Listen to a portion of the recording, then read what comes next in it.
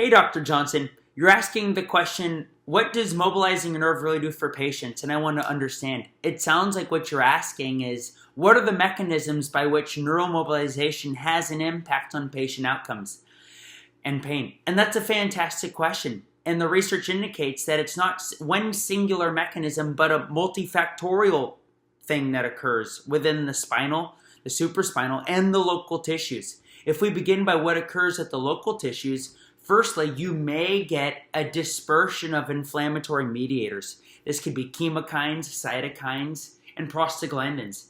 And this is important because these substances decrease the activation threshold of your nociceptive fibers. In other words, it makes it easier for the pain fibers to send signals to the brain.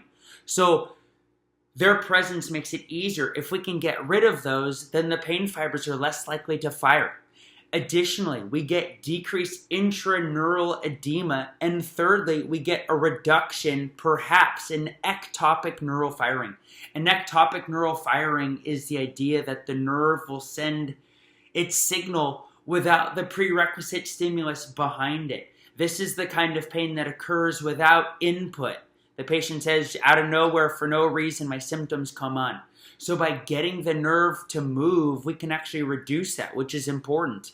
Within the spine, what occurs is we get decreased temporal summation. Temporal summation being the idea that inputs that occur at a regular interval will build upon each other and then finally send signals to the brain.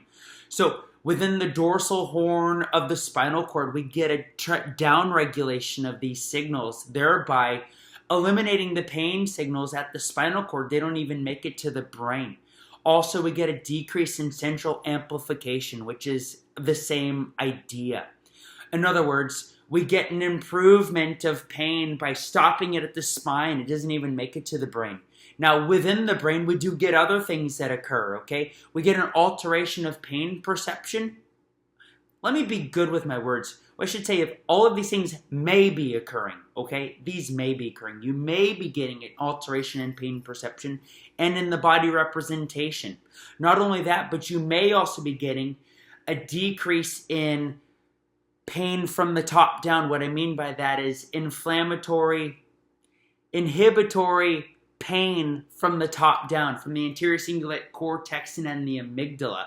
Decreased substance P, cytokines, these things from the brain. So you get an inhibition of the pain from the top down, okay?